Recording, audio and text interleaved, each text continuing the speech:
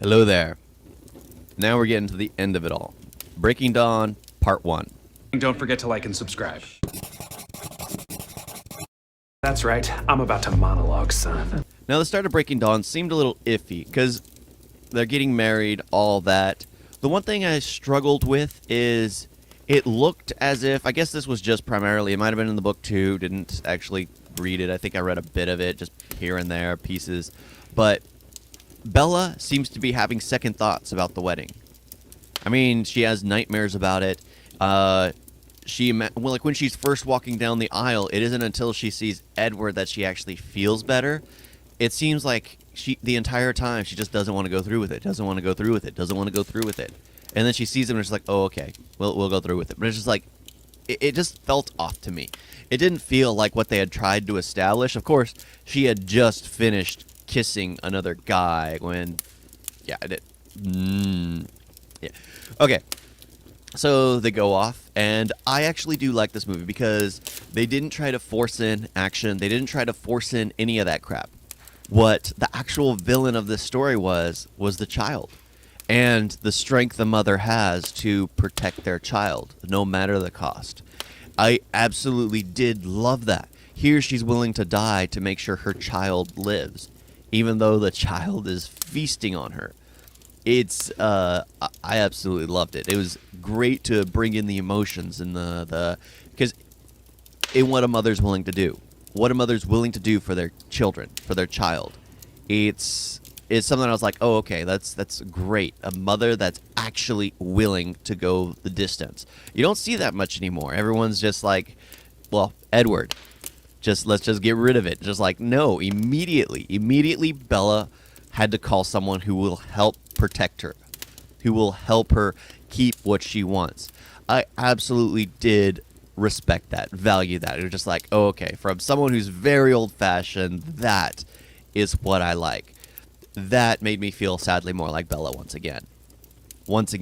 Honestly, I think I felt more like Rosalind. I think that's her name, Rosalind, at that point, because the one who's trying to convince her, protect her, basically, she was doing Edward's job. She took over Edward's job there, making sure your wife is comfortable, making sure that she's happy, making sure that she's doing what she can to birth the child that she's willing to sacrifice her life for. That was the best part. The fact that you didn't need action. You didn't need any of this extra mumbo-jumbo to keep people interested. It was the fact that a mother was willing to go the distance to birth their child, to make sure their child lived. Even if she died, she did not mind as long as her child lived. So it's just like one of those things, just like, oh, I like that. That means a lot. And of course, when they bring out the blood and everything, when they finally realize Bella needs blood to drink, I absolutely enjoy that because you can smell it. Like, all the vampires smell it, and they're just like, I gotta go. Yeah, they have to bring out O negative, which is apparently like the rarest blood type, which happens to be the ones I have. So if there are any vampires out there you want a treat to turn me, I'm tasty.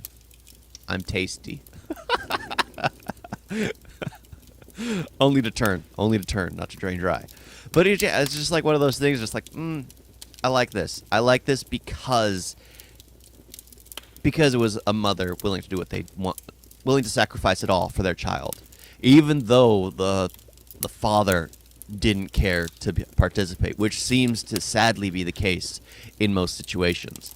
Of course, Edward did come around, but in most situations, this was like a very modern day. Well, not a modern day, because let's face it, a lot of women wouldn't have the strength to do that, and they just kill their child in order to, well, it's not considered that, but you know what I mean. Yeah, in order to just continue on living, but here she's willing to sacrifice herself for her child. I absolutely respect that. I admire that. I love that. It makes sense. Edward was being a very modern. It's funny for a very person who claims to be old-fashioned went to a very modernistic thought process, because when he was growing up, that was never on the table, or it was in China for sure. They had been doing it for hundreds of years, maybe thousands of years.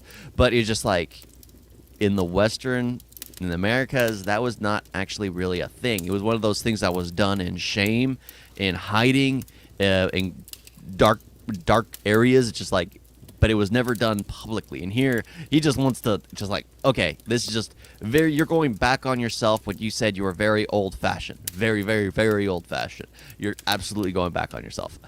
So, oh well. Yeah, I did.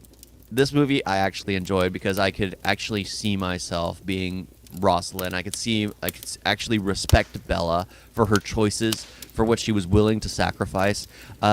Edward took a while to come around. For someone who claims to be very, very old-fashioned, went to a very modernistic mindset. Very modern. Yeah, you can't flip like that. It just doesn't make sense as a character. You want her to be alive. If anything, you would be begging her to just try to get it out early, like as soon as possible. Like there are certain times during the child's development which is safe to remove it safely, and at little risk for the child, but more survival rate for the mother. That's down a different rabbit hole. Yeah, I think this one was probably my favorite just because of how Bella was willing to go the distance for her child. Yeah, this one was probably my favorite. Thank you all for watching. Talk to you next time. Toodles.